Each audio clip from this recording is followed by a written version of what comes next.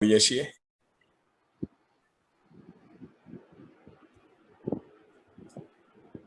હાજી મિત્રો, પરમ દિવસે આપણે ક્યાં અટક્યા હતા? કોણ કહેશે? કયા મુદ્દા ઉપર હતા આપણે? વિશાલભાઈ, સ્વાગત છે, ઓપનિંગ બેટ્સમેન। નમસ્કાર। નમસ્કાર। તો આપણે જ્યારે શનિવારે જ્યારે વાત કરતા હતા, શનિવારે આપણે શ્વાસની ડિઝાઇન એક સરખી છે કે નહીં એની પર બહુ સરસ સુંદર ચર્ચા કરી। પછી વિચારોમાં આપણે કેમ આપણે વિભિન્નતા જોવા મળે છે કે જ્યાં સુધી બ્રહ્મા હશું ત્યાં સુધી એમાં બી એ જોવા મળશે। પછી માણસો કોઈ વાસ્તવિકતા જે છે એની અંદર જરૂરિયાતો, ઈચ્છાઓ અને ક્રિયાઓ, હવે જે તનની ક્રિયાઓ હતી એને આપણે બહુ સરસ રીતે કરી, અને હવે જે જીવનની ક્રિયા છે, મનની જે ક્રિયાઓ છે એની ઉપર આપણે ફોકસ અને એની ઉપર આપણે ધ્યાન શરૂ કર્યું। હવે એમાં મનની ક્રિયાઓની અંદર આસ્વાદનને સમજવાનો પ્રયત્ન કર્યો। આસ્વાદન અને ચયન એ બંનેની વાતચીતો ચાલી રહી હતી, અને જે છેલ્લે આપણે છોડ્યું હતું એમાં ત્રણ આસ્વાદન આપણા જે છે ત્રણ પ્રકારે છે। એના ત્રણ જે અલગ ક્ષણિક છે, દીર્ઘકાલીન અને નિરંતર, એટલે કે રુચિમૂલક, મૂલ્યમૂલક અને લક્ષ્ય, રુચિ સંબંધ અને લક્ષ્ય, એવી રીતે આપણે ત્યાં અને વાત આપણે અટકી હતી રહ્યા। બહુ સરસ વિશાલભાઈ, અને પરમ દિવસનો એક લગભગ આખા સત્રનો સાર આપી દીધો। બહુ સરસ। બૈજુભાઈ કઈ કહેવા માંગતા હતા?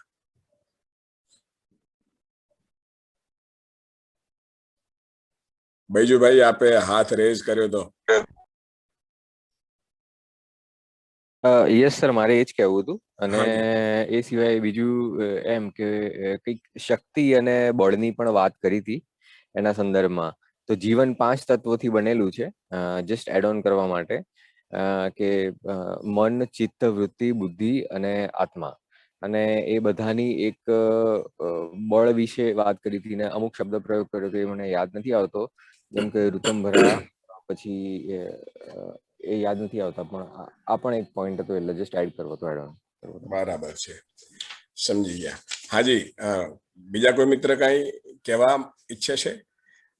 અમુક મિત્રોના માઇક અનમ્યુટ છે, મ્યુટ કરી દે। ભૂમિબેન, રોનકભાઈ, અભિજીતભાઈ।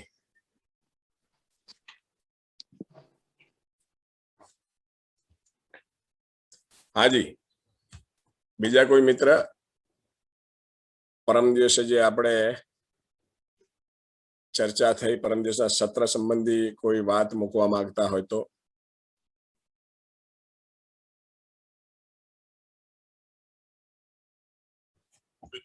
ઠીક છે મિત્રો, આગળ વધીએ તો।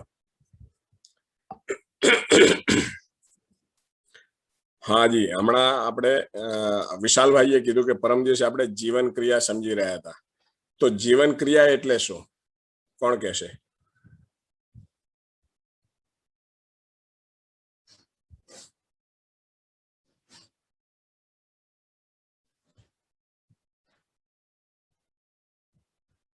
વિશાલભાઈએ હમણાં કીધું કે પરમ દિવસે આપણે અને સત્રના આખરી ભાગમાં જીવન ક્રિયા સમજવાનું શરૂ કર્યું હતું, તો જીવન ક્રિયા એટલે શું? જીવન ક્રિયા સમજવું એટલે શું?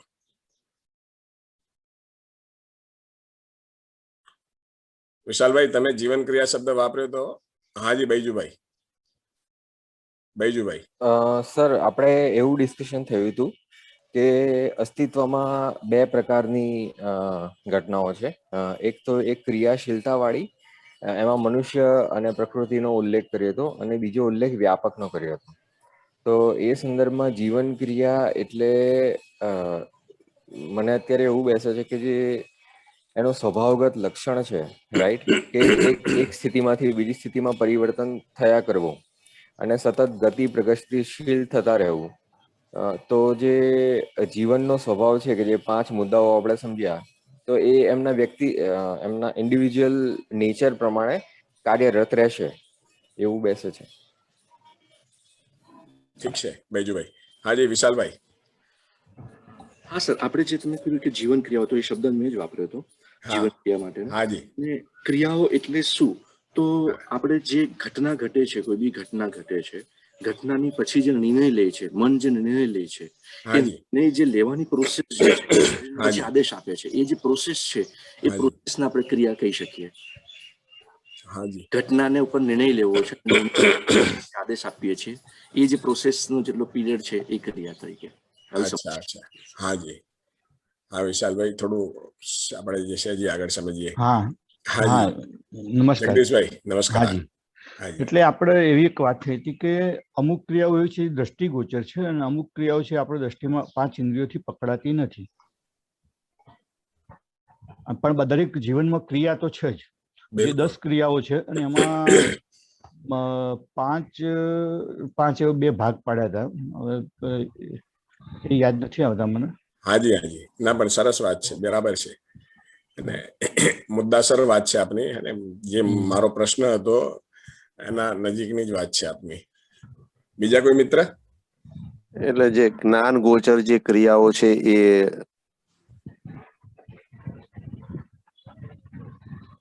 બરાબર છે વિશાલભાઈ. હા ને, તો હવે જો હું આપને કહું, બીજા કોઈ મિત્રને કઈ આ બાબતે શેરિંગ કરવું છે? ઠીક છે, તો આપણે શબ્દ હને વાપર્યો કે જીવન ક્રિયા સમજી રહ્યા છીએ.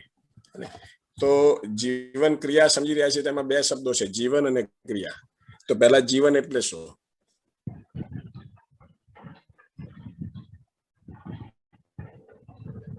જીવન કોને કહીશું? જીવન ક્રિયામાં જીવન શબ્દથી આપણને શું સ્પષ્ટ થાય છે? હાજી. એટલે આપણા શરીરની અંદર 2 અસ્તિત્વ છે સાથે. એક આપણું શરીર છે અને શરીર સિવાય આપણે અત્યાર સુધીનું મન કહેતા હતા, પણ જે જીવન ક્રિયા કરી રહ્યું છે એ જીવન છે. બહુ સરસ, બહુ સરસ જગદીશભાઈ. હને, માણસને જ્યારે આપણે સમજવાનો પ્રયત્ન કર્યો તો આપણને ખ્યાલ આવ્યો કે 2 વાસ્તવિકતાઓનું સંયુક્ત સાકાર સ્વરૂપ છે. સાકાર હને, આકાર સહિત આપણે 5 ઇન્દ્રિયોથી ખ્યાલ આવે છે. અને એ 2 વાસ્તવિકતાઓ છે, એક જળ વાસ્તવિકતા, એક ચૈતન્ય વાસ્તવિકતા. જળ વાસ્તવિકતાને આપણે તન કહીએ છીએ અને જે ચૈતન્ય વાસ્તવિકતા છે એને મન કહીએ છીએ, હે, મોટા મોટા બોલચાલની ભાષામાં. હવે એ મનને જ મનને જ્યારે આપણે વ્યવસ્થિત સમજવાનો પ્રયત્ન કરીએ છીએ તો મનને જીવન વિદ્યાની અંદર જીવન નામ આપવામાં આવ્યું છે, ચૈતન્ય તત્વને. વાત પહોંચી મિત્રો? બોલચાલની ભાષામાં આપણે મન કહીએ છીએ, હને, જેને જીવન વિદ્યામાં જીવન નામ આપવામાં આવ્યું છે. અને એ જ ચૈતન્ય વસ્તુ, ચૈતન્ય તત્વ, અને જેને જીવન નામ આપવામાં આવ્યું છે. હવે એને જીવન નામ આપવામાં કેમ આવ્યું છે? વચ્ચે એક વખત ચર્ચામાં મેં આ મુદ્દા ઉપર કદાચ બહુ આછી પાતળી વાત કરી હતી, જો કોઈને ધ્યાનમાં હોય તો, કે મન એ જ જીવન, હે ને, જેને ચેતન તત્વ કહીએ છીએ, એને જીવન નામ કેમ આપવામાં આવ્યું છે? એનો નાશ નથી થતો એના માટે. શરીર છે એનો નાશ થાય છે એટલે એનો છોડી દઈએ છીએ, પણ જીવનની પ્રક્રિયા એ શરીર સાથે હોય અથવા શરીર ન હોય પણ હંમેશા રહે છે. એને તો અમર કહેવાય, હે ને, એને અમર કીધું આપણે, બરાબર, અને શરીરને નાશવંત કીધું, પણ આને જીવન શબ્દ કેમ આપ્યો?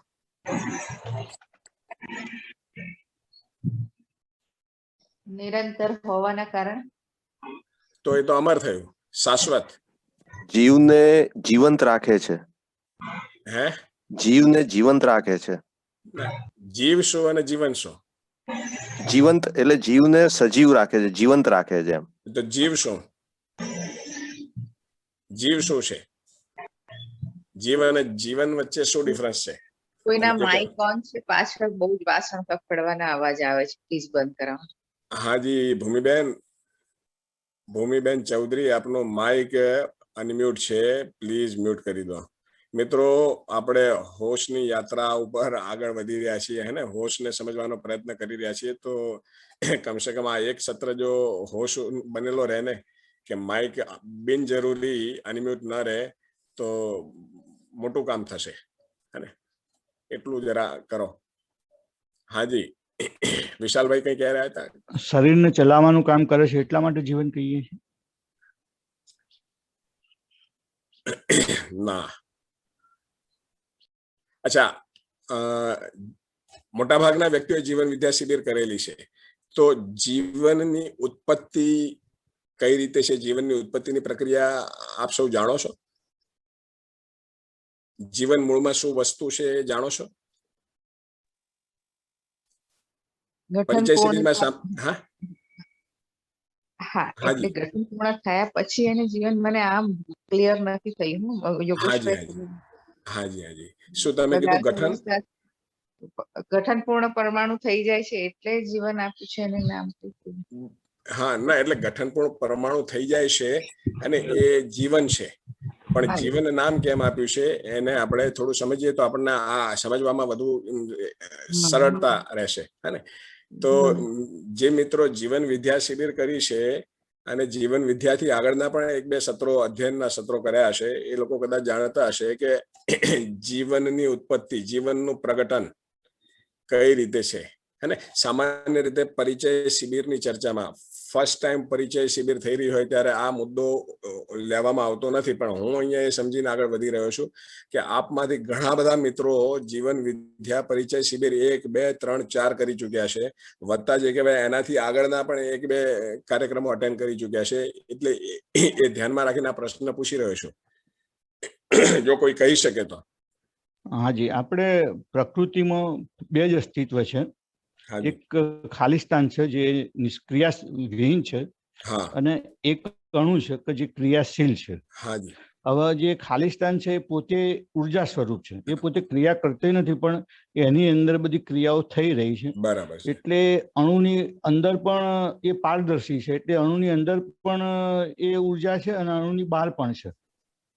આવું એક સમજમાં હા હા યાદ છે. હા હા યોગેશભાઈ, હાજી વિશાલભાઈ. જ્યારે વિકાસ ક્રમમાં ગઠન પૂર્ણ પરમાણુ બન્યો હાજી. ત્યારે ભાર બંધન અને અણુબંધનથી મુક્ત થયો અને આશા બંધન, વિચાર બંધન અને ઈચ્છા બંધન યુક્ત થયો. તેથી એને હાજી. જીવન પરમાણુ કહેવાય. હાજી વિશાલભાઈ, બહુ સરસ. હા ને? સરસ. જગદીશભાઈએ પણ સરસ વાત કરી. જગદીશભાઈએ થોડી દૂરની વાત કરી. હે ને? આપણે જે વાત કરીએ છીએ એના બી મૂળમાં જે વાત હતી એ જગદીશભાઈએ કરી. તમે એક્ઝેક્ટ હું જે જાણવા માંગુ છું, પૂછવા માંગુ છું એના ઉપર વાત કરી.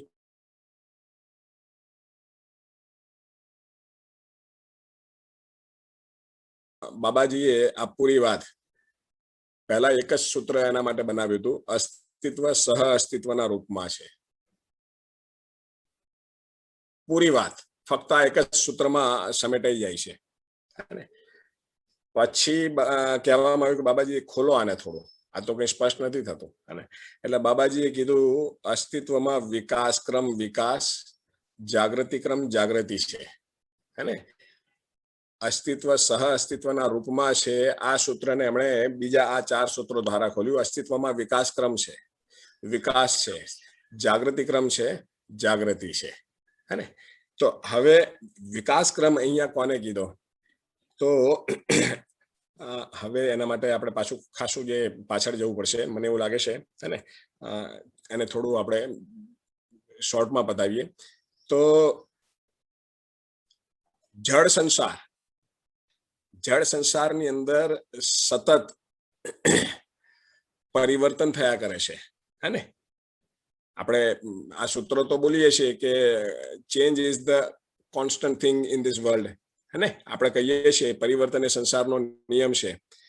તો કયા સંસારનો નિયમ છે? ભૌતિક સંસારનો.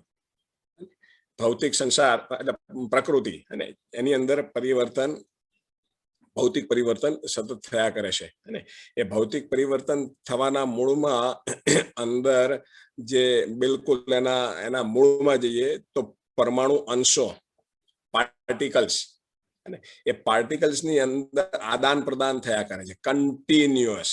કન્ટિન્યુઅસ.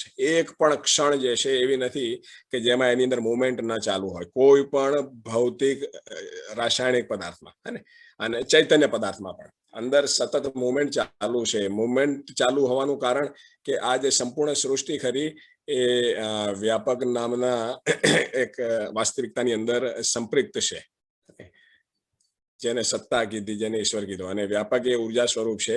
એ ઉર્જામાં સંપૃક્ત હોવાના કારણે, ગર્ભિત હોવાના કારણે, ઉર્જામાં ઓતપ્રોત હોવાના કારણે સંપૂર્ણ પ્રકૃતિ એક પાર્ટિકલથી લઈ, એક એટમથી લઈ, એક મોલેક્યુલ સુધી, હે ને? અને એનાથી આ જે વિશાળ જે આકાશ ગંગાઓ દેખાય છે, બ્રહ્માંડો દેખાય છે, સૂર્યમાળાઓ દેખાય, સોલર સિસ્ટમ દેખાય છે, આ બધી જ એ વ્યાપકની અંદર ગર્ભિત છે. ગર્ભિત હોવાના કારણે ઉર્જિત છે. કોન્સ્ટન્ટ ઉર્જિત છે, અને ઉર્જિત હોવાના કારણે એની અંદર સતત ક્રિયા છે, સતત ક્રિયા બનેલી છે. અને એ ક્રિયા કયા અર્થમાં છે? તો એ ક્રિયા પૂર્ણતાના અર્થમાં છે, વ્યવસ્થાની દિશામાં છે.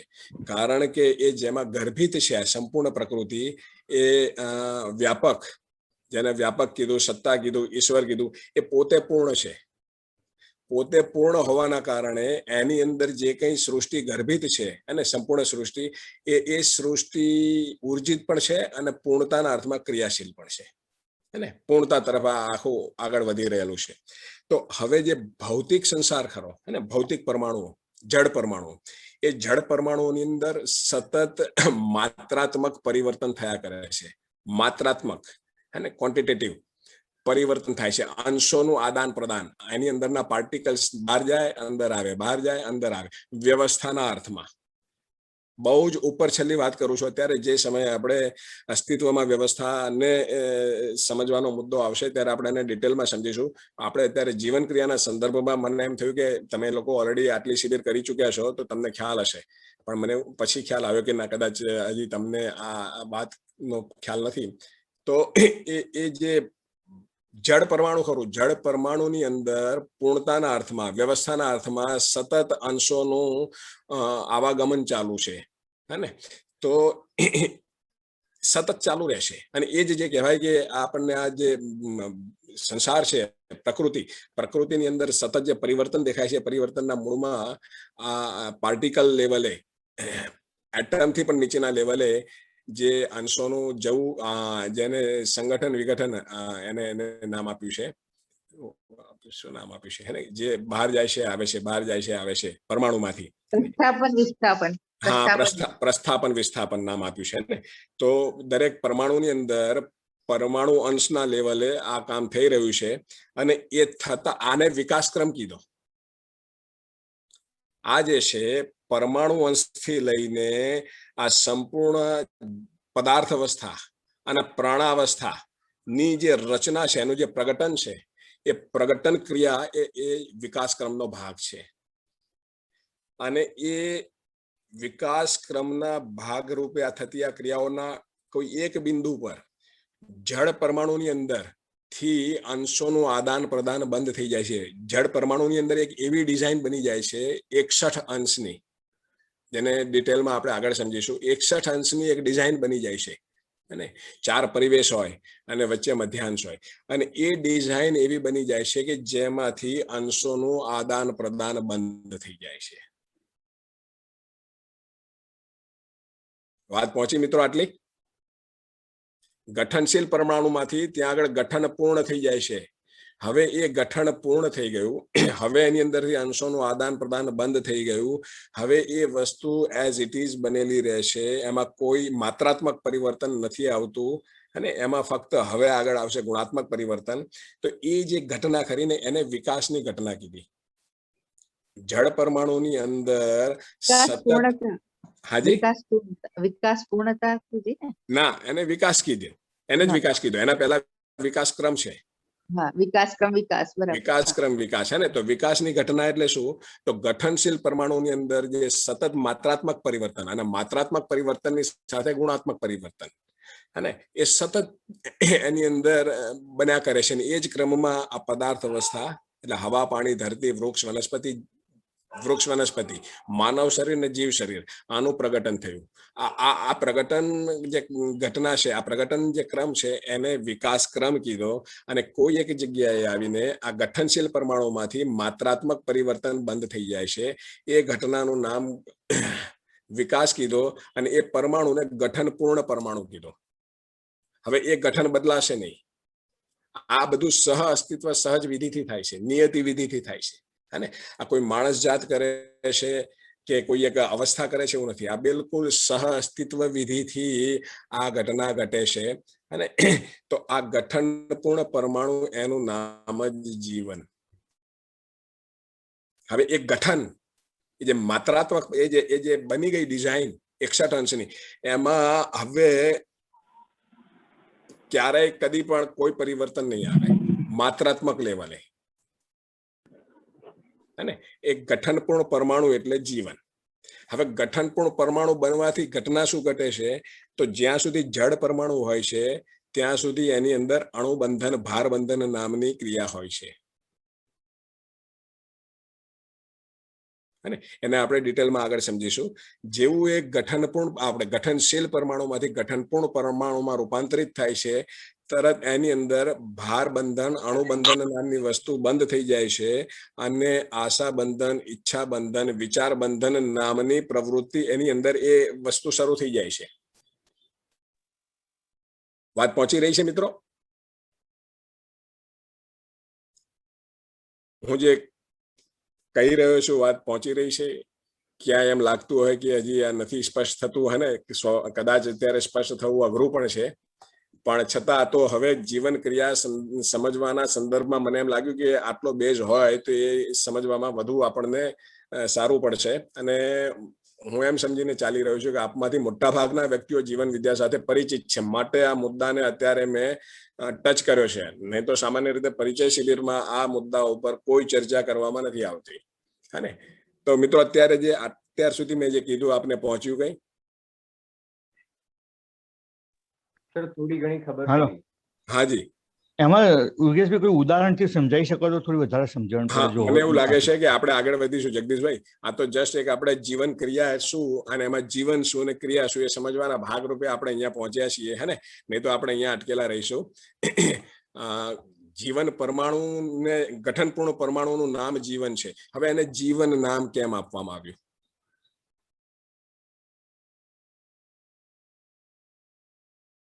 આપણો મૂળ પ્રશ્ન હતો કે ગઠનપૂર્ણ પરમાણુ જીવનને જીવન નામ કેમ આપવામાં આવ્યું છે? જીવન મૂળમાં ગઠનપૂર્ણ પરમાણુ છે, અને એટલું કદાચ આપણી અત્યાર સુધીની ચર્ચામાં તમને પહોંચ્યું હોય અને તો સમજો કે એ ચર્ચામાં ચર્ચા સફળ થઈ, એ લેખે લાગી. અને હવે જેવું ગઠનશીલ પરમાણુમાંથી જડ પરમાણુમાંથી ચૈતન્ય પરમાણુમાં જેવું રૂપાંતરિત થાય છે, તો એની અંદર આશા બંધન, વિચાર બંધન, ઈચ્છા બંધન દાખલ થઈ જાય છે. અણુબંધન ભાર બંધન થી એ મુક્ત થઈ જાય છે, અને એની અંદરથી જડ પરમાણુના જે લક્ષણો હતા એ જતા રહેશે. ચૈતન્ય પરમાણુના લક્ષણો આવી જાય છે. ચૈતન્ય પરમાણુના લક્ષણો છે આશા બંધન, ઈચ્છા બંધન, વિચાર બંધન. હવે આશા બંધન એટલે શું? આશા છે, હે? જીવનમાં આશા છે ને? આપણે જે પરમ દિવસે સમજ્યા જીવન ક્રિયા, મન અને આસ્વાદન ચયન ક્રિયા, અને આસ્વાદન ક્રિયા નું નામ મન છે, ચયન ક્રિયાનું નામ આશા છે. તો આશા એટલે શું? કયા પ્રકારની આશા છે જીવનમાં? સતત સુખની, નિરંતર સુખ. હાજી, હાજી. તો મિત્રો, અને જેવું ગઠનશીલ પરમાણુમાંથી જડ પરમાણુમાંથી સહ અસ્તિત્વ સહજ વિધિથી નિયતિ વિધિથી જેવો પરમાણુ ચૈતન્ય પરમાણુ બને છે, ગઠનપૂર્ણ પરમાણુ બને છે, એની અંદર જે આશા બંધન, આશા વિચાર, ઈચ્છા બંધન આવી જાય છે. એ આશા બંધન મતલબ જીવવાની આશા પ્રગટ થાય છે એની અંદર. સૌ પ્રથમ જે ગઠનપૂર્ણ પરમાણુ બને છે એની સાથે જ એની અંદર જીવવાની આશા, જીવવું છે, હે ને? એ ગઠનપૂર્ણ પરમાણુની અંદર આ આશા પ્રગટ થઈ જાય છે. એને જીવવું છે, એ આશા એની અંદરથી પ્રગટ થાય છે. એના આધારે એનું નામ જીવન આપ્યું કે એને જીવવું છે. જીવન નામની જે તત્વ છે, જીવન નામની જે વસ્તુ છે, જીવન નામની જે ક્રિયા છે, એની અંદર આ જીવવાની આશા પ્રગટ થાય છે, માટે એને આશા બંધન કીધો, હે? અને એ આશા કઈ છે? જીવવાની આશા. સૌ પ્રથમ જે કહેવાય કે જે જડ ચૈતન્ય પરમાણુ છે એની અંદર જીવવાની આશા પ્રગટ થાય છે, અને એ જ જીવવાની, હાજી, જીજીવિષા કહીએ છીએ તે આ શબ્દ હા, જીજીવિષા કહી શકાય, હે ને? જીવવાની આશા, અંદર જીવવા માટેની તડપ, જીવવું છે, હે ને? હવે એ જ જ્યારે જીવાવસ્થામાં હોય છે એ જીવન, ત્યારે ફક્ત એની અંદર જીવવાની આશાથી જ કામ કરે છે. પણ જેવું એ માનવ શરીર ધારણ કરે છે તો એની અંદર સુખપૂર્વક જીવવાની આશા પ્રગટ થાય છે. માનવ સિવાયનો જે ચૈતન્ય સંસાર છે એમાં સુખપૂર્વક જીવવાની કોઈ આશા નથી, એમાં ફક્ત જીવવાની આશા છે. અને એ જીવવાની આશાના મૂળમાં શું છે? જીવન. જીવનને નામ એટલા માટે આપ્યું કારણ કે એની અંદર જીવવાની આશા છે, અને એની અંદર જીવવાની આશાનું પ્રગટન થાય છે. મિત્રો, વાત પહોંચી? જીવનને જીવન નામ કેમ આપ્યું એ વાત પહોંચી જી જી જી. હે ને? કારણ કે એની અંદર જીવવાની આશા પ્રગટ થાય છે. જેવું એ જળ પરમાણુમાંથી ચૈતન્ય પરમાણુમાં રૂપાંતરિત થાય છે. લાઈટો ગઈ, અહીંયા લાઈટો ગઈ,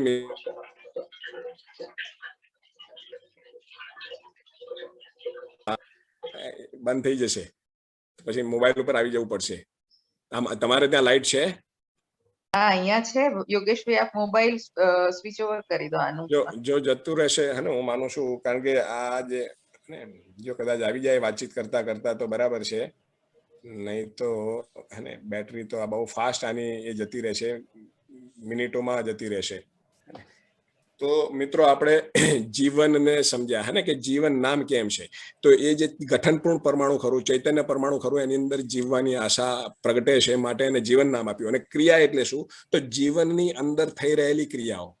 જીવન પોતે પણ ક્રિયાઓનો સમૂહ છે, અને એ જે ક્રિયાઓ છે, જીવન જે ક્રિયાઓનો સમૂહ છે, ક્રિયાઓને સમજવું એનું નામ જ જીવન ક્રિયા.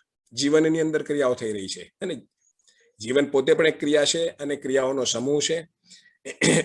જીવનની અંદર જે ક્રિયાઓ થઈ રહી છે એ સ્થિતિ અને ગતિ રૂપે થઈ રહી છે, બળ અને શક્તિ રૂપે થઈ રહી છે. બળ મતલબ અપ્રગટ સ્વરૂપ, અને શક્તિ એટલે પ્રગટ સ્વરૂપ. સ્થિતિ એટલે અપ્રગટ સ્વરૂપ, અને ગતિ એટલે પ્રગટ સ્વરૂપ. હે ને? તો જે બળ અને શક્તિ રૂપે જે ક્રિયાઓ થઈ રહી છે, એ બળ અને શક્તિ રૂપે કુલ 10 ક્રિયાઓ થઈ રહી છે. તો જીવન 10 ક્રિયાઓનો અવિભાજ્ય સમૂહ છે.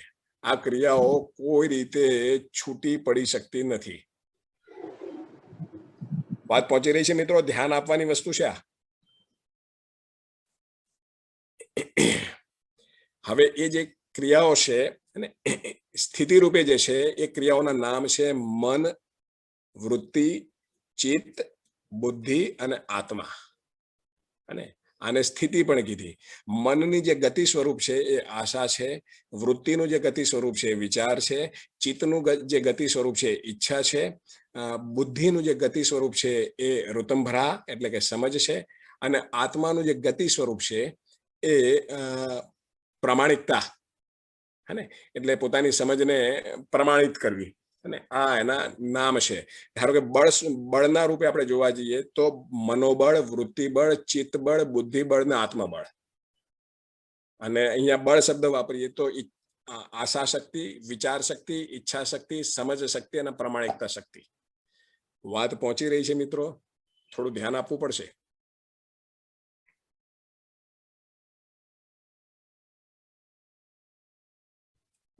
વાત પહોંચી રહી છે? યોગેશભાઈ, જીવન 10 ક્રિયાઓનો સમૂહ છે. એ 10 ક્રિયાઓમાં 5 ક્રિયા સ્થિતિ રૂપે કહેવાય, બળ રૂપે કહેવાય, જે અપ્રગટ સ્વરૂપ છે, અને પ્રગટ સ્વરૂપ છે એ ગતિ રૂપે કહેવાય અથવા શક્તિ રૂપે કહેવાય. જે પ્રગટ સ્વરૂપ છે એના મૂળમાં અપ્રગટ છે. અપ્રગટ હોય જેવી સ્થિતિ તેવી ગતિ, અને જેવી મતિ તેવી ગતિ. તો મતિ શું છે? સ્થિતિ, અને બળ જે છે એ મતિ છે, હે ને, જેના નામ છે મન, વૃત્તિ, ચિત્ત, બુદ્ધિ, આત્મા. અને આ બધા જે નામ છે, આ બધા જે નામ છે, કીધું બુદ્ધિમાં, આ બધા જે નામ છે એ ચોક્કસ ક્રિયાઓના નામ છે. અને આ એને સંકલ્પ શક્તિ પણ કહેવાય ને, કેમ કે સંકલ્પ એવો બી શબ્દ છે ને. હા, એ સંકલ્પ જે છે એ એકચ્યુઅલી એ સ્થિતિ સ્વરૂપ છે, એનું પ્રગટ સ્વરૂપ છે સમજ. અચ્છા, હા ને, બુદ્ધિમાં જે છે સંકલ્પ એ સ્થિતિ સ્વરૂપે છે, અને એનું પ્રગટ સ્વરૂપ છે સમજ. તો મિત્રો આટલી વાત પહોંચી. થોડું ધ્યાન આપવું પડશે. આ જે કઈ નામ છે મન, વૃત્તિ, ચિત્ત, બુદ્ધિ, આત્મા, એ ક્રિયાઓના નામ છે. એક ચોક્કસ પ્રકારના આપણા અંદર ક્રિયાઓ થઈ રહી છે, અને એ ક્રિયાઓના નામ છે. હા વિશાલભાઈ, કઈ કહેવા માંગો છો આપ? સર અહીંયા જીવવું જે આપણે કીધું, જીવન જે નામ આપ્યું એનું જે જીવવું છે, એક વસ્તુ એ નથી ક્લિયર થતી કે આપણે અત્યાર સુધી તો એવું સમજતા હતા કે સુખપૂર્વક જીવી શકાય, સુખને સુખથી જીવન છે એવું છે. પણ હવે જયારે આપણે શરીર નથી અને શરીર સિવાય જીવવું છે, તો જીવવાની જે આશા છે એ જીવવું શું પછી થયું? એ જીવવું શું થયું? હા, એટલે જો હું આપને કહું, હે ને, હા જેવું હા ગઠનપૂર્ણ પરમાણુ બને છે ને જળ હા હા પરમાણુમાંથી, અને જેવું હમ જળમાંથી ચૈતન્ય પરમાણુ ચૈતન્યમાં રૂપાંતરિત થાય છે, તો એની અંદર આ આશા પ્રગટે છે, અને એ આશાને એ કયા સ્વરૂપમાં એને પ્રમાણિત કરવા જાય છે, તો જીવાવસ્થા, જીવ શરીર ચલાવે છે, જાનવરનું શરીર. હમ હમ તો જીવાવસ્થામાં એ જીવન જ્યારે જોડાયેલું હોય છે જીવ શરીર સાથે, ત્યારે એની અંદર સુખપૂર્વક જીવવાની કોઈ આશા નહીં, ફક્ત જીવવું છે. જીવાવસ્થાને સુખ સાથે કોઈ લેવા દેવા નથી. આ પ્રસ્તાવ છે અને ચકાસવાની વાત છે, અને ચકાસવા માટેના આગળ આપણે જ્યારે આ મુદ્દો ઉઠશે ને, તો એના માટે હું ઓકે આપને એના તર્ક પણ આપીશ, હે ને. તો ઓકે મૂળ ઓકે વસ્તુ, જીવાવસ્થાની અંદર જ્યારે જીવન હોય છે, તેની અંદર ફક્ત જીવવાની આશા હોય છે, અને એ જ જીવન જ્યારે માનવ શરીર ચલાવે છે, ત્યારે એની અંદર સુખપૂર્વક જીવવાની આશા આવે છે, હે ને. તો અત્યારે આપણે જે સમજી રહ્યા છીએ એ માનવ શરીરને ચલાવતા જીવનના સંદર્ભમાં ચર્ચા કરી રહ્યા છીએ. ઓકે ઓકે વાત પહોંચી રહી છે? એટલે જીવવું એટલે એવું સમજી શકાય, જીવવું એટલે શરીરની સાથે જીવવાનું. હવે શરીર કોઈ બી ના, હોય શકે, માનવનું એવું બી હા, શરીર માનવનું હોઈ શકે, પશુનું બી હોઈ શકે છે, અને હાજી, હાજી, બરાબર છે. અને ઓકે, ઠીક છે. હા, પણ એનો ક્રમ છે સહ અસ્તિત્વ સહજ વિધિથી એ પશુ શરીર ચલાવવાથી શરૂ થાય છે, કારણ કે પહેલી એ ઓકે અવસ્થા હતી, એના પછી માનવ અવસ્થા ધરતી ઉપર પ્રગટ થઈ, હે ને. ઓકે ઓકે ઠીક છે. તો એ જીવન માટે સૌ પહેલા પશુ શરીર ઉપલબ્ધ હતા. તો પશુ શરીરને એ ચલાવીને એણે પોતે પોતાની જીવવાની જે આશા છે એને પ્રમાણિત કરી, અને એની અંદર ફક્ત એટલું જ પ્રમાણ મળે છે કે એણે જીવવું છે. જીવાવસ્થાને એમનો આહાર નિંદ્રા ભય મૈથુન સચવાઈ જાય, એમના શ્વાસ ચાલુ રહે, એટલે ભયો ભયો સંસારમાં બીજું જે થવું એ થાય, હે ને. ગાય જે છે, ગાયની જે પ્રજાતિ છે એની જે અત્યારે કતલેઆમ ચાલી રહી છે, ગાયને કોઈ ચિંતા નથી. જે ગાય જીવિત છે, જેનું અત્યારે પેટ ભરેલું છે, ઠંડીમાં તડકામાં બેસે છે, ગરમીમાં છાંયડામાં બેસે છે, એને કોઈ પડી નથી બહાર બીજું શું થઈ રહ્યું છે. એનું પેટ ભરેલું હોય, એની તરસ छिपाયેલી હોય, એનું શરીર સચવાયેલું હોય, એનો જીવવાનો કાર્યક્રમ બની રહેતો હોય, તો ભયો અને ત્યાં એનું કામ પૂરું થઈ જાય છે. માણસને આહાર નિંદ્રા ભય મૈથુન સચવાઈ જાય, માણસનું શરીર સચવાઈ જાય, જીવતા રહેવાનો કાર્યક્રમ સચવાઈ જાય, એટલા માત્રથી માણસ તૃપ્ત નથી. માણસ માટે આવશ્યક છે પણ પર્યાપ્ત નથી. જ્યારે જીવાવસ્થા માટે, અને એનું જીવ આહાર નિંદ્રા ભય મૈથુન સચવાઈ જાય, એ આવશ્યક પણ છે અને પર્યાપ્ત પણ છે. એટલા માત્રથી એનું કામ ચાલી જાય છે. મને એવું લાગે છે કે હવે લાઇટ આવવાની શક્યતા નથી, અને અત્યારે થોડો ટાઈમ લાગશે, તો હું મોબાઈલ ઉપર શિફ્ટ થઉં છું મિત્રો. હા, 1 મિનિટ ચાલુ રાખજો.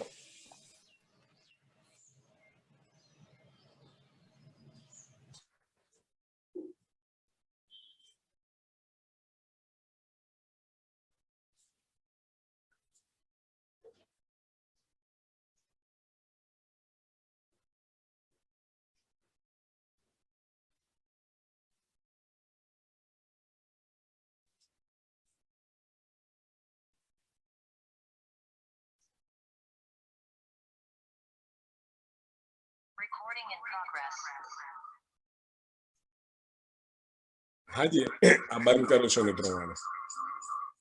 હાજી. તો હવે આપણે શું વાત કરતા હતા, હે, કે આપણો મુદ્દો ક્યાંથી શરૂ કર્યો કે જીવન ક્રિયા એટલે શું, અને જીવન એટલે શું, ને ક્રિયા એટલે શું, હે. તો જીવનને આપણે એક મોટું સમજ્યા કે એક ચૈતન્ય પરમાણુ, અને જે વિકાસની પ્રક્રિયા દરમિયાન જળ પરમાણુમાંથી ચૈતન્ય પરમાણુમાં રૂપાંતરિત થાય છે, જેને ગઠનપૂર્ણ પરમાણુ નામ આપ્યું. એ જ પરમાણુ એટલે જીવન પરમાણુ. જીવન નામ એટલા માટે આપ્યું કારણ કે જેવું એ જળ પરમાણુમાંથી ચૈતન્યમાં રૂપાંતરિત થાય છે, એની સાથે જ એની અંદર જીવવાની આશા, એની સાથે વિચાર બંધન, ઈચ્છા બંધન થાય છે. પણ જીવાવસ્થાની અંદર, હે ને, શરૂઆતમાં તો આ ધરતી ઉપર જે પ્રગટન ક્રમ છે એમાં પદાર્થ અવસ્થા, પ્રાણાવસ્થા, જીવાવસ્થા અને જ્ઞાનાવસ્થા, એટલે કે માનવ, આ ક્રમમાં આ ધરતી પર અવસ્થાઓનું પ્રગટન ક્રમ છે. તો જ્ઞાનાવસ્થા પહેલા જીવાવસ્થા હતી. તો એ વખતે જીવનને જીવ શરીર ઉપલબ્ધ હતા, તો એણે એ જીવ શરીર ચલાયા. તો જીવ શરીરની અંદર ફક્ત એની જીવવાની આશાનું પ્રગટન થયું, હે ને. એ વખતે વિચાર બંધન, ઈચ્છા બંધન એ વખતે સુષુપ્ત રહ્યા. પણ જેવું એ માનવ શરીર ધારણ કર્યું, એની અંદર જે આશા, વિચાર, ઈચ્છા ત્રણેય જે છે પ્રગટ થાય. બિલકુલ સહ અસ્તિત્વ સહજ વિધિથી. આ કોઈ ડિફેક્ટ છે, આ ક્યાંય ભૂલ થઈ ગઈ છે, હે ને, એવું કાંઈ છે નહીં. આટલી વાત પહોંચી મિત્રો આપને? આટલી વાત પહોંચી? જી. હા ને? હવે આપણે જ્યારે માનવની અંદર થતી ક્રિયાઓને બિલકુલ લાસ્ટ સ્ટેજમાં આપણે સમજાતા કે માનવની અંદર એક તો તનની અંદર ક્રિયાઓ થઈ રહી છે, મનની અંદર ક્રિયાઓ થઈ રહી છે, અને બંનેના સંયુક્ત રૂપે માણસમાં ક્રિયાઓ થઈ રહી છે. તો મનની અંદર જે ક્રિયાઓ થઈ રહી હતી એ ક્રિયાઓને આપણે સમજાતા કે મનની અંદર કયા પ્રકારની ક્રિયાઓ થઈ રહી છે?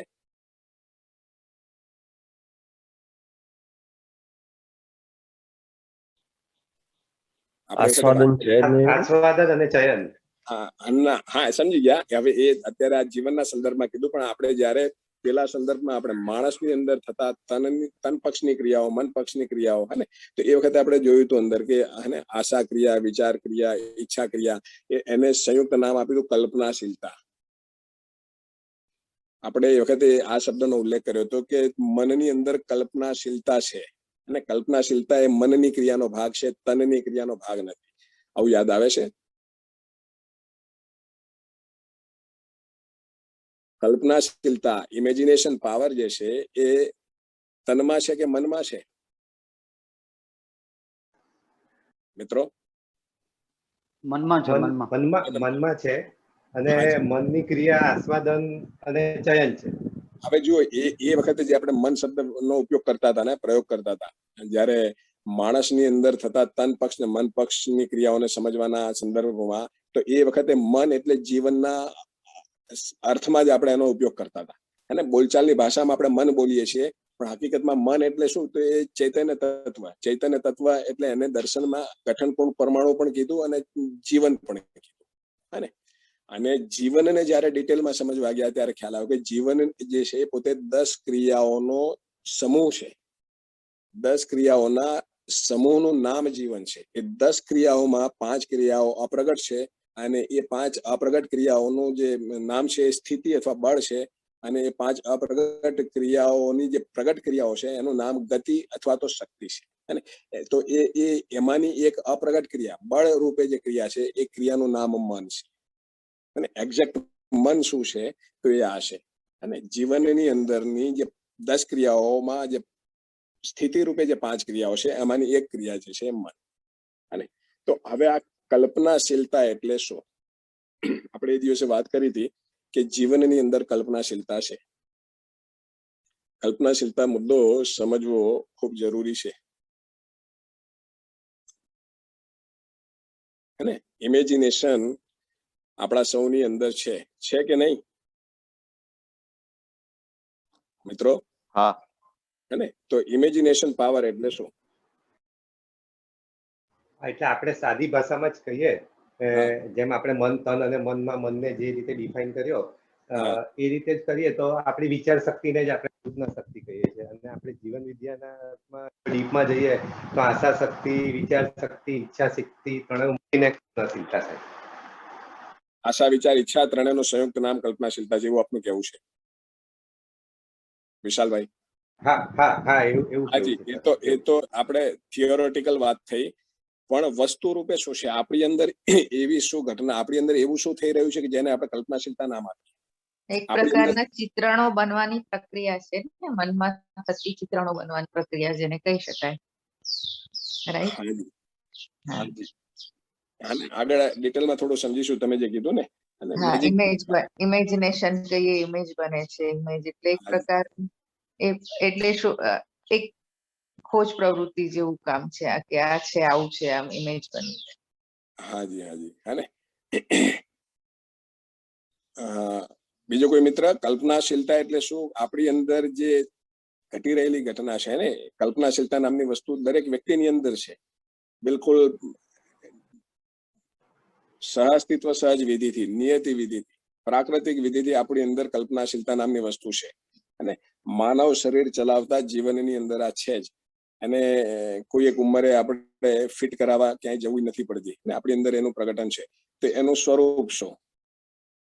એટલે કોઈ પણ વસ્તુ આપણે જોઈએ તો એને સમજવાની જે કોશિશ કરીએ છીએ, એનું જે કંઈ આપણે વિશ્લેષણ કરીએ છીએ, તુલન કરીએ છીએ, અને એના થ્રુ આપણે જે સમજવાની કોશિશ કરીએ છીએ, એટલે કે લર્નિંગ એબિલિટી, તેને હા. આપણે કલ્પનાશીલતા કહી શકીએ.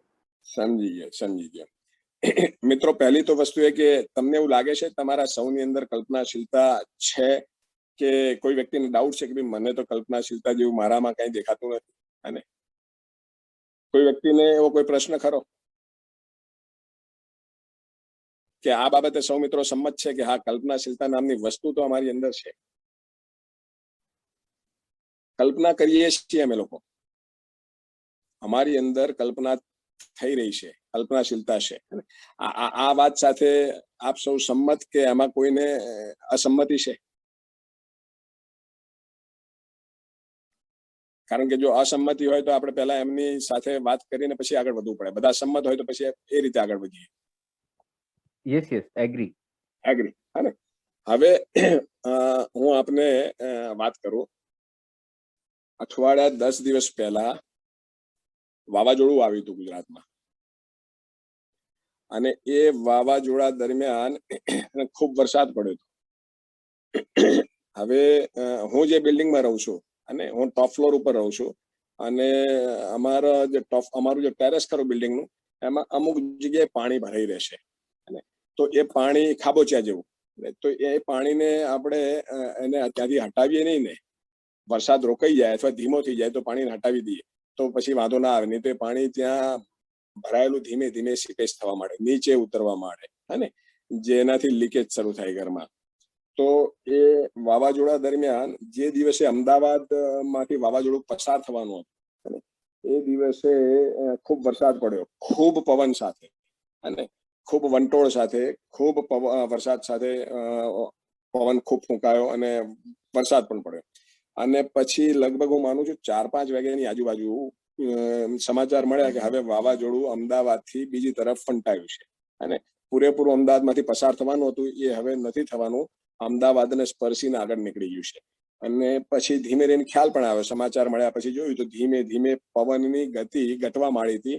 વરસાદ જે છે લગભગ બંધ જેવો થઈ ગયો હતો, ઝરમર પડી રહ્યો હતો, પણ વાતાવરણમાં ખૂબ ઠંડક હતી.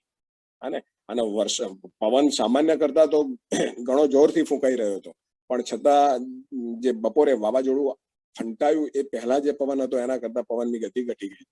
તો હવે એ પાણી કાઢવા માટે થઈને હું ઉપર ટેરેસ ઉપર ગયો. પાણી કાઢવા માટે ટેરેસ ઉપર ગયો તો જ્યારે મને એમ કે ચાલો ઝડપથી જઈને કાઢીને પાછો આવતો રહું, પણ જોયું તો આહા, જે ગતિએ પવન ફૂંકાતો હતો, અને એ પવન એટલો ઠંડો હતો, અને વત્તા ઝરમર, અને એકદમ પલળી ન જવાય પણ છતાં ઝરમર જે છે એ ધીમે ધીમે ફરફર ટાઈપનો, અને આપણે વાછટ ટાઈપનો વરસાદ ચાલુ હતો. તો મેં એ જેવો ઉપર ગયો તરત જ પાછો નીચે આવતો રહ્યો, કારણ કે મને થયું કે આટલી ઠંડીમાં અચાનક જે ઘરમાંથી ઉપર ગયો તો શરીરને પવન લાગી જશે. એટલે નીચે આવ્યો, નીચે આવીને વિન્ડ શીટર પહેર્યું, અને માથે બી એ ટાઈપની વસ્તુ લગાવી કે જેથી કરીને માથું, છાતી, શરીર બધું સેફ રહે. મારો અવાજ પહોંચી રહ્યો છે મિત્રો? હા, મારો અવાજ પહોંચી, હા ને? તો એ રીતે કરીને હું ઉપર ગયો, અને ઉપર જઈ અને મેં બધું પાણી જે છે કાઢ્યું. અને પણ એ દરમિયાન જે વરસાદ ફૂંકાતો હતો, જે ઝરમર વરસાદ આવતો હતો, જે પવન ફૂંકાતો હતો, તો એમ લાગે કે આપણે અચાનક અમદાવાદની જગ્યાએ કોઈ હિમાચલ પ્રદેશના કોઈ સ્થળ ઉપર પહોંચી ગયા હોય ને, એ ટાઈપની અનુભૂતિ થાય. અને એ ટાઈપનું વાતાવરણ, ચારે બાજુ ઘટાટોપ વાદળછાયું વાતાવરણ, વત્તા નજીકમાં જે એ વખતે અમારા ટેરેસ ઉપર, અમારી ટેરેસ એ જગ્યાએ છે કે જ્યાં આગળ નજીકમાં થોડા ખેતરો છે, તો ટેરેસ ઉપર મોર આવેલા હતા, તો મોરના ટહુકા સંભળાય. અને ટેરેસ ઉપર એક હિંચકો છે, હિંચકા ઉપર એક વ્યક્તિ ઝૂલતો હતો એ વરસાદમાં, ફર્સ્ટ ક્લાસ. અને વત્તા એણે સરસ જૂના જમાનાના કંઈક વરસાદી ગીતો કંઈક વગાડતો હતો. તો આ બધું હું જોતો હતો. એ દરમિયાન નીચેથી બીજા એક મિત્ર આવ્યા, હું પાણી સાફ કરતો હતો ને આ બધું જોઈ રહ્યો હતો. નીચેથી બીજા એક મિત્ર આવ્યા, એ હાથમાં સિંગ દાણા અને મગફળી લઈને આવ્યા હતા. મોર જોયા અને મોરનો અવાજ સાંભળ્યો એટલે એમણે મોરને એ આપવા માંડ્યું. તો મોર ફટાફટ દૂરથી ફેંકે, એટલે મોર જેવું ફેંકે કે મોર તરત જ ઉઠાવે, અને થોડું ખાય ને ફરી પાછું જોરથી ટેવો કરીને અવાજ કરે. અને વાતાવરણ એ વખતે જે વરસાદી વાતાવરણ હતું, અને એમાં જે અવાજની એક અનુભૂતિ હતી, અને યાદ રહી જાય એવી હતી. અને એટલું થયું એટલામાં તો નીચેથી બીજા એક મિત્ર આવ્યા. ગરમા ગરમ દાળવડાની ડીશ હતી. એમાં જોયું હોય તો અંદરથી ધુમાડો નીકળતો હતો, હે, અને એની સાથે તળેલા મરચા હતા, તીખા, મીઠું ને એવું નાખીને ફર્સ્ટ ક્લાસ તળેલા મરચા હતા. વધતા જશે કાંદા કાપેલા હતા. દાળવડા તો એવા સુગંધીદાર હતા કે 20 ફૂટ દૂરથી અને દાળવડાની સુગંધ આવે. એક બાજુ ઝરમર ઝરમર વરસાદ ચાલુ, એક બાજુ વાવાઝોડાથી થોડો ઓછો પણ ખૂબ ગતિમાં જશે એ પવન ફૂંકાઈ રહ્યો હતો. એક બાજુ પેલા મિત્ર જે છે એ હિંચકા ઉપર બેઠા બેઠા વરસાદી પિક્ચરના ગીતો સાંભળી રહ્યા હતા, વરસાદના ગીતો જૂના જમાનાના. બીજી બાજુ મોર કળા કરી રહ્યો હતો, મોર ટેહુક ટેહુક કરી રહ્યો હતો. અને તો આ રીતનું દ્રશ્ય અને લગભગ અડધો 1 કલાક સુધી અમે લોકો ટેરેસ ઉપર રહ્યા. એ દરમિયાન વળી બીજા એક મિત્ર ગરમા ગરમ બિલકુલ ગરમ મસાલા નાખેલી ચા લઈને આવ્યા. તો ચા, દાળવડા અને આ બધું જે કોમ્બિનેશન, બધા પેલા જૂના જમાનાના વરસાદી ગીતો, તો એવો ગજબનો માહોલ સર્જાયો હતો અને જિંદગીભર ન ભૂલી શકાય એ ટાઈપનો. ને એમ લાગે કે આપણે ક્યાં છીએ અત્યારે, અમદાવાદમાં છીએ કે ક્યાંક અમદાવાદની બહાર કોઈ હિલ સ્ટેશન ઉપર છે. આ રીતની એક અનુભૂતિ એ વખતે મને થઈ, જે હજી બી એવી ને એવી જ યાદ છે. અને મિત્રો, આ મેં જે આપની સમક્ષ વાત મૂકી એમાં આપને કઈ અંદર ફીલ થયું? બધાને આ જ વસ્તુની કલ્પનાશીલતા આવી કે ભાઈ આપણે આ જગ્યાએ હોય ને આવી રીતે બધું થયું હોય તો એ કેવું હોય. તમે જે રીતે ડિસ્ક્રાઇબ કર્યું, બધાને એવું લાગે કે ભાઈ આ સીન કેટલો જોરદાર અને આમાં કેટલી મજા આવે. એટલે આ કલ્પનાશીલતા. મને એવું લાગ્યું કે હું ઊટી પહોંચી ગયો. શું વાત છે. હે, તો મિત્રો, હે, આનું નામ કલ્પનાશીલતા. હું જે બોલું છું, જેમ બોલતો જઉં છું એમ આપની અંદર એનું ચિત્ર બનતું જાય છે. એ વાતને જેટલું તમે ધ્યાનપૂર્વક સાંભળો છો તો ક્યાંક ક્યાંક તમને એની અનુભૂતિની ઝલક પણ મળે, હે ને? તો આનું નામ કલ્પનાશીલતા. હવે આ જ વસ્તુ જીવ જાનવર ની સમક્ષ તમે આપણે વાત કરીએ, હે ને, તો એમની અંદર જે છે એ કોઈ પ્રકારની આવી કોઈ અનુભૂતિ નથી. યોગેશભાઈ, એક ક્વેશ્ચન છે. હા.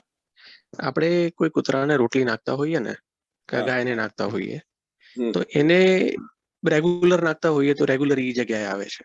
હાજી. કે અહીંયા મને આ કૂતરો, એટલે અહીંયા મને આ ભાઈ મને રોટલી નાખશે, તો એની શું કલ્પનાશીલતાના કારણે આવે છે કે કેવી રીતે આવે છે? એટલે એમાં જીવાવસ્થામાં જીવન હોવાના કારણે આંશિક રૂપમાં કલ્પનાશીલતા છે. ભ્રૂણાવસ્થામાં ફક્ત આશા સ્વરૂપમાં ત્યાં કલ્પનાશીલતાનું પ્રગટન છે. જીવાવસ્થામાં, અને જીવાવસ્થામાં ફક્ત જીવવાની આશા બનેલી છે. તો એમની જીવવાની જે આશા સચવાય એ અર્થમાં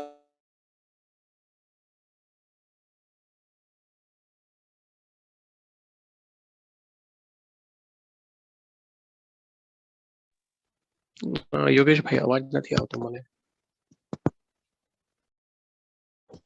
અવાજ નથી આવતો. હવે આવે છે. હા હા. જીવાવસ્થાની અંદર જે આશા છે, હે ને, કલ્પનાશીલતાનું પ્રગટન છે, પણ બિલકુલ આંશિક રૂપમાં છે. એકદમ શરૂઆતનું સ્ટેજ એનું કલ્પનાશીલતાનું, હે ને.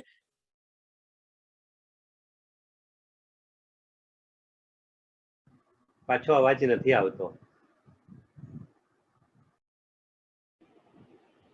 યોગેશભાઈ, અવાજ કપાઈ ગયો છે આપનો.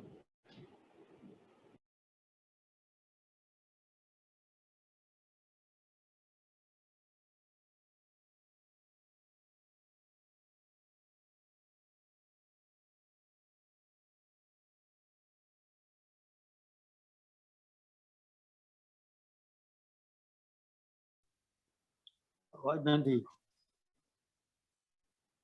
યોગેશભાઈ, મિત્રો, અવાજ આવે છે? હવે આવ્યો.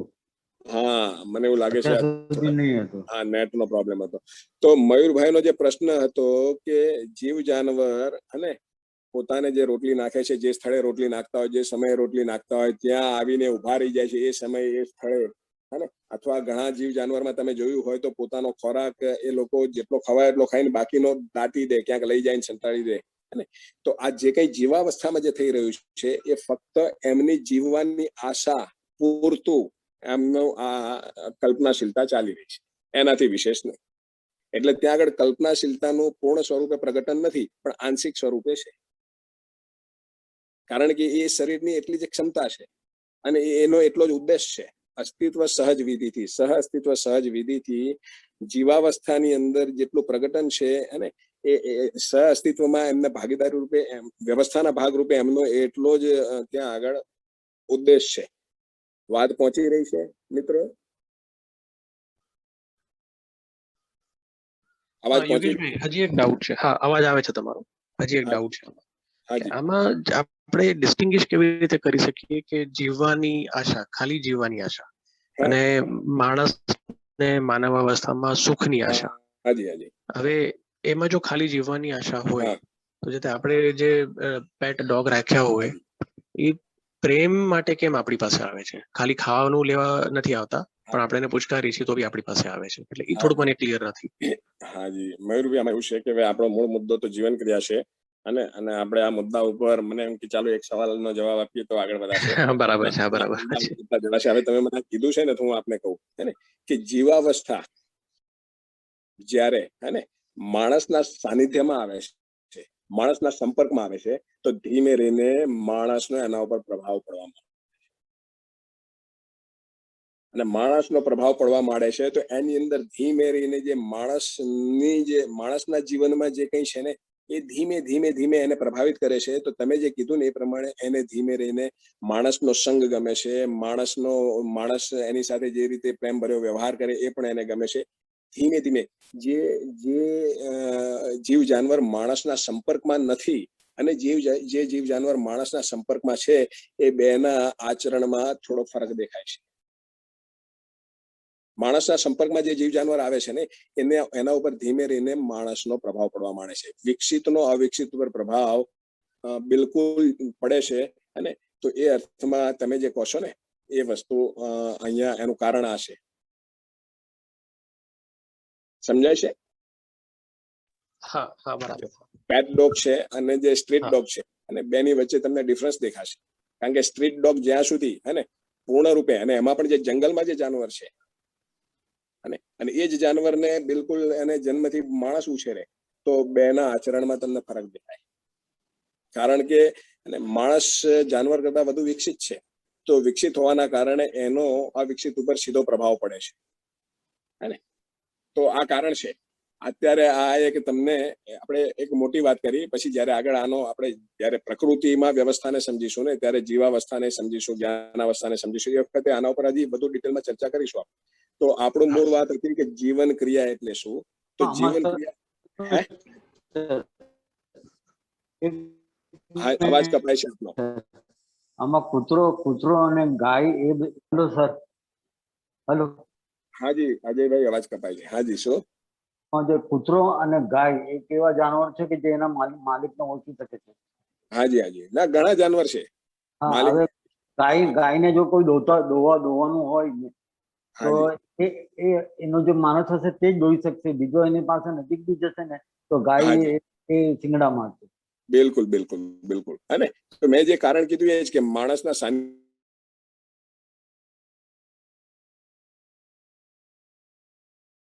પણ આને વધારે ડિટેલમાં આપણે જયારે જીવાવસ્થા અને જ્ઞાનાવસ્થા અને જયારે પ્રકૃતિમાં વ્યવસ્થાને સમજીશું ત્યારે વધારે ડિટેલમાં સમજીશું. અત્યારે આપણે આગળ વધીએ તો આપણે સમજ્યા કે જીવન ક્રિયા, જીવનની અંદર થઈ રહેલી ક્રિયાઓ, જીવનની અંદર 10 ક્રિયાઓ થઈ રહી છે અને 10 અવિભાજ્ય છે અને 10 નિરંતર છે.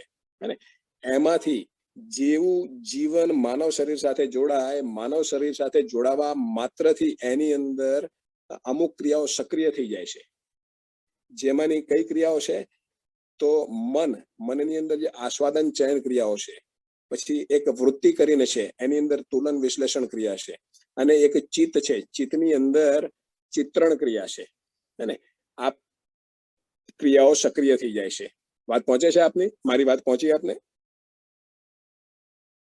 એમાં મન નામની જે ક્રિયા કરી અને એને આપણે સમજ્યા કે આપણી અંદર આસ્વાદન ચયન નામની ક્રિયા થઈ રહી છે, સતત થઈ રહી છે. આસ્વાદન મતલબ સતત કોઈ એક રસની તલાશમાં છીએ આપણે, અને એ રસની તલાશની પૂર્તિના અર્થમાં આપણે સતત કોઈ વસ્તુને ચયન કરીએ છીએ, અને કોઈ વસ્તુ પકડવી, કોઈ વસ્તુ છોડવી, કોઈ વાત સાંભળવી, કોઈ વાત ન સાંભળવી, અને આપણે જે પોઝિશનમાં બેઠા હોઈએ એ પોઝિશન બદલતા રહેવું. આ જે કંઈ છે એ બધું જ એ કહેવાય કે આસ્વાદન ની પૂર્તિના અર્થમાં છે, સુખ રસના અર્થમાં. અને મન સ્વભાવે રસજ્ઞ છે. તો મન સ્વભાવે રસિક રસજ્ઞ હોવાના કારણે સતત રસની તલાશમાં છે, અને એ રસ કયો છે તો સુખ રસ. સુખ રસના અર્થમાં મન સતત ચયન ક્રિયા કરે છે, વસ્તુ પકડે છે, છોડે છે, વસ્તુ પકડે છે, છોડે છે, એક ચોક્કસ રસની તલાશમાં. અને આપણને એમ લાગે છે કે મન ચંચળ છે, કોઈ જગ્યાએ સ્થિર થતું નથી, મન મરકટ છે અને કુદાકુદ કરે છે. આ મનનો સ્વભાવ છે. અને આપણે આવી વાત કરીએ છીએ કારણ કે આપણે લોકો દોષારોપણમાં પાવરફુલ છીએ, અને બીજું કે આપણે મનને કોઈ થર્ડ પાર્ટી સમજીએ છીએ.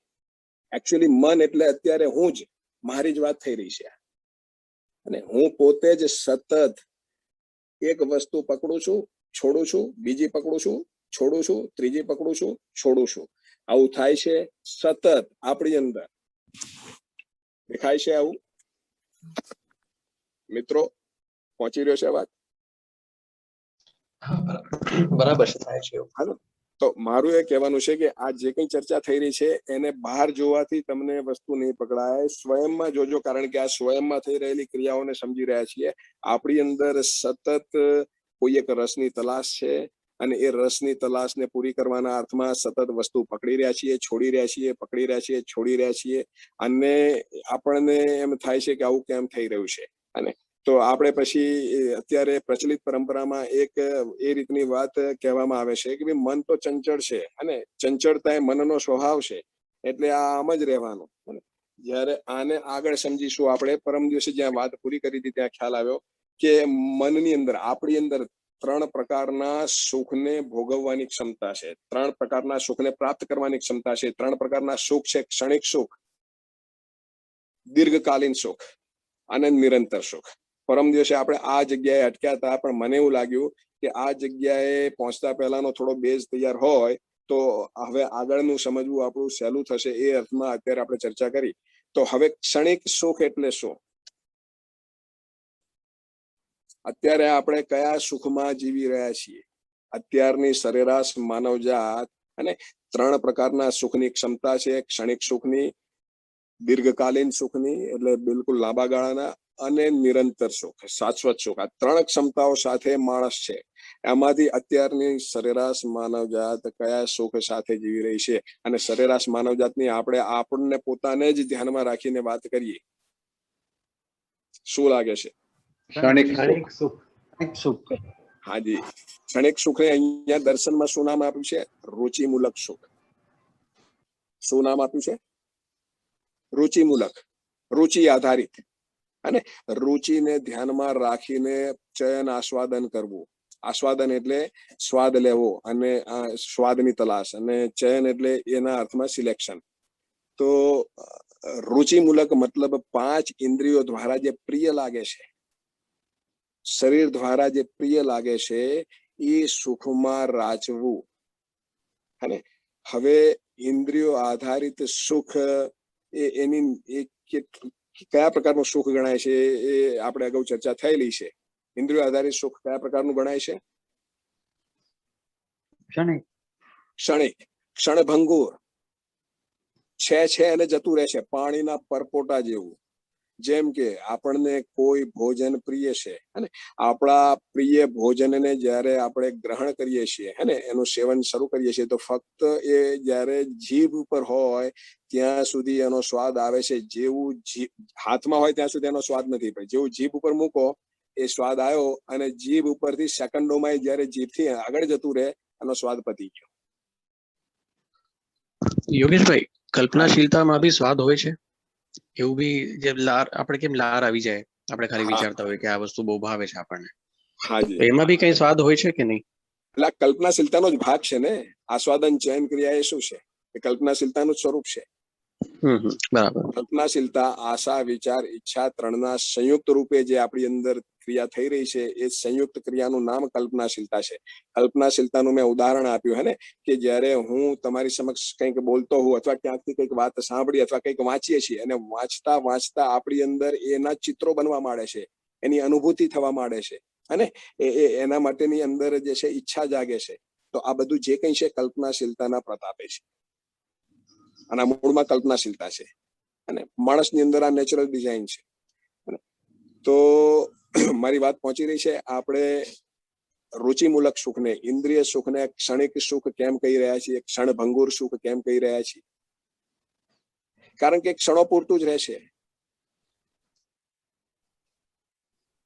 વાત પહોંચે છે મિત્રો? પાણીના પટોળા જેવું છે, છે ને જતું રહેશે ને. એટલે આપણે કોઈ પણ વસ્તુથી સંતોષ ન થતો. હા, એનું કારણ છે. એનું કારણ છે તલાશ આપણી નિરંતર સુખની છે, શાશ્વત સુખની. અને અત્યારે જે તલાશનું જે સાધન પકડ્યું છે એ ક્ષણિક પકડ્યું છે અને ઇન્દ્રિયો જે છે એ ક્ષણિક છે. તો ઇન્દ્રિયો દ્વારા જે અનુભૂતિ છે એ ક્ષણિક હોવાના કારણે એની અંદર સુખનો ભાસ છે પણ સુખ નથી. અને એકચ્યુઅલી એને સુખ નામ આપ્યું છે ખાલી આપવા ખાતર, અધરવાઇઝ સુખ નથી, સુખનો ભાસ છે. ક્ષણિક સુખ ખરો એ કોઈ એક સુખ નામની વસ્તુ છે એ તરફ ઈશારો કરે છે, એનાથી વધુ કઈ નહીં. હવે માણસ એ ઈશારાને પકડીને એનાથી વધુ ઉપરના સુખની તલાશ કરવાની જગ્યાએ એક ક્ષણિક સુખમાં એ રાચ્યા કરે છે અને એક પકડીને એક વસ્તુ પકડે છે, છોડે છે, બીજી પકડે છે, છોડે છે, ત્રીજી પકડે છે, છોડે છે, ચોથી પકડે છે, છોડે છે. અનેક પ્રકારના કોમ્બિનેશન એ અજમાવે છે. પણ એ બધા જ કોમ્બિનેશન 5 ઇન્દ્રિયો સંબંધિત છે, ભૌતિક સંસાર સંબંધિત છે. અને તો હરીફરીને એ ત્યાંનો ત્યાં જ રહેશે, ફક્ત વેરાયટીઝ બદલાય છે. અને એ જ અર્થમાં આ સંસારમાં અત્યારે જે ખૂબ વેરાયટીઝ છે અને આ વેરાયટી ભોગવી અને આમાં કેટલી મજા નહીં, ચાલો બીજી વેરાયટી, ચેન્જ. અને માણસને ચેન્જ જોઈએ છે, નથી કહેતા કે ચેન્જ જોઈએ છે. તો ચેન્જના મૂળમાં શું છે? આસ્વાદન ક્રિયા કામ કરી રહી છે અને જે વસ્તુ છે એમાં એને જાણતું નથી, એને થોડો ચેન્જ જોઈએ છે. વાતાવરણમાં ચેન્જ જોઈએ છે, વસ્ત્રોમાં ચેન્જ જોઈએ છે, ગ્રુપમાં ચેન્જ જોઈએ છે, આહાર પદ્ધતિમાં ચેન્જ જોઈએ છે. હાલો હાલો, કોઈ મિત્ર કઈ કહી રહ્યું હતું?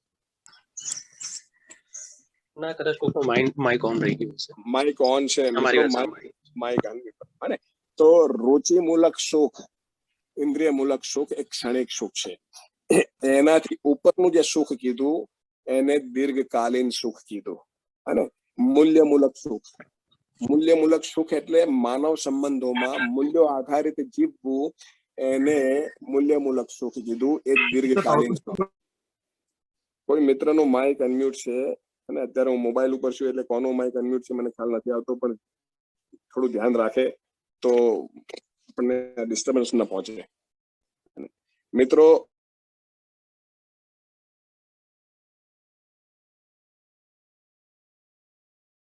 અર્થમાં સંબંધો ઓળખી અને આપણે સંબંધોમાં જોડાઈએ અને સંબંધોનો નિર્વાહ કરીએ અને એના થકી અને જે સુખ સાંપડે એ સુખ દીર્ઘકાલીન છે. અવાજ પહોંચે છે મિત્રો? અવાજ પહોંચે છે મિત્રો? હા, બરાબર. હા, યસ યસ. અચ્છા, તમને એવું લાગે છે કે સંબંધોમાં સુખ છે? ઇન્દ્રિય સિવાય એને સંબંધ પણ સુખી થવાના એક માધ્યમ છે, એવું તમને લાગે છે ખરું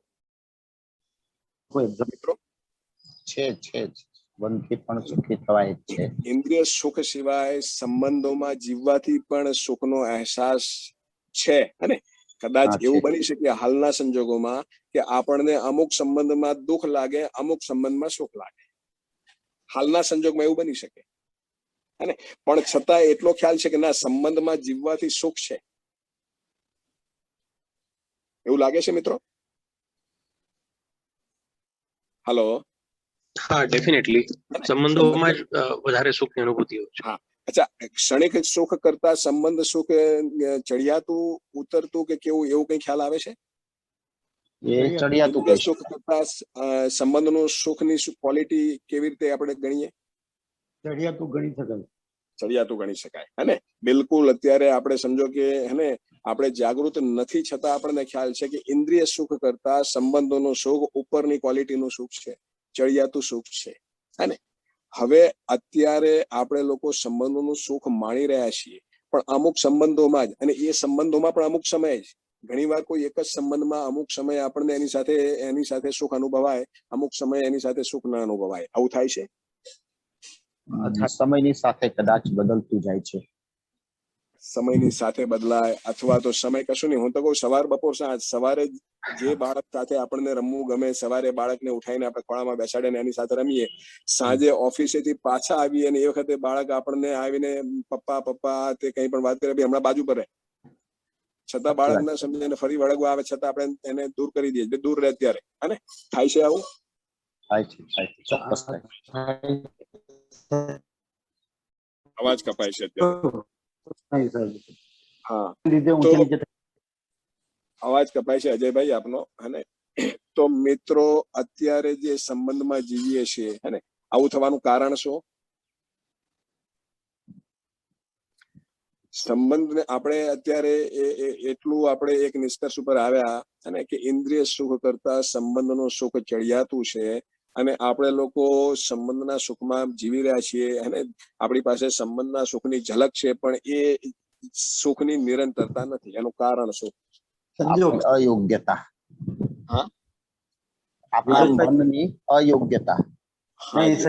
સંજોગ યોગેશભાઈ, વ્યવસ્થાના અર્થમાં સંબંધો નથી સમજ્યા ને, એટલે હજી તકલીફ. હાજી હાજી. અત્યારે જે સંબંધોને સંબંધ કહી રહ્યા છીએ, એકચ્યુઅલી મોહ મૂલક સંબંધો છે, મોહ આધારિત. અને પોતાને શરીર માન્યું છે, અને જેમને આપણે પોતાના માન્યા છે એમને શરીરથી જ પોતાના માન્યા છે, અને જીવન રૂપમાં ઓળખ્યા. હે ને તો આ જે ભ્રમ આધારિત જે સંબંધોને ઓળખ્યા છે, તો એ ભ્રમની નિરંતરતા નથી. ભ્રમ કોઈ અસ્તિત્વ સહજ વસ્તુ નથી. તો એના કારણે એમાં ઊંચ નીચ વધ ઘટ બન્યા જ કરે છે, થયા જ કરે છે. એને લઈને જે સંબંધોમાં જે નિરંતરતા અને એ બનતી નથી. અને તો એ આપણને ઘણી વાર એમ થાય કે આ સંબંધોથી છૂટી જવું જોઈએ. આ સંબંધો જ મારા દુઃખનું કારણ છે. જો સંબંધ ના હોય ને તો હું બહુ સુખી હોઉં. આવું થાય છે. કઈક મિત્રોને એમ થાય છે, ઉત્સાહમાં હોશે હોશે લગ્ન કરી લે છે, લગ્ન કર્યા પછી પસ્તાય છે, અને આ કરીને હું ભૂલ કરી નાખી, જિંદગીની મોટામાં મોટી ભૂલ કરી. આવું થાય છે મિત્રો. હલો, વાત પહોંચે છે? હલો, વાત પહોંચે છે? મારો અવાજ પહોંચે છે મિત્રો? આવે છે. હા, યસ યસ. એવું લાગે છે 7:11 થઈ છે. આજે આપણે અને ઘણું ઉપર જતા રહ્યા છીએ. તો આ મુદ્દાને આપણે અહીં ક્લોઝ કરીએ. આવતીકાલે ફરી આ મુદ્દાથી આપણે આગળ વધીશું. પણ આજની ચર્ચા ઠીક રહી, સાર્થક રહી મિત્રો? Yes yes. આજની ચર્ચા સાર્થક રહી.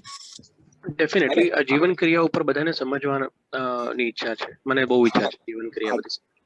પરમ દિવસે જ્યાં અટક્યા હતા અત્યારે ત્યાંથી થોડું જ આગળ વધ્યા છીએ, પણ એના માટે જે બેઝ પરમ દિવસે નહોતો તૈયાર, એ મને એમ થયું કે આજે બેઝ સાથે આગળ વધીએ તો આ વસ્તુ વધારે આપણને સરસ રીતે સમજાશે. અને એ અર્થમાં આજે શરૂઆતમાં થોડી આપણે એના ઉપર ચર્ચા કરી.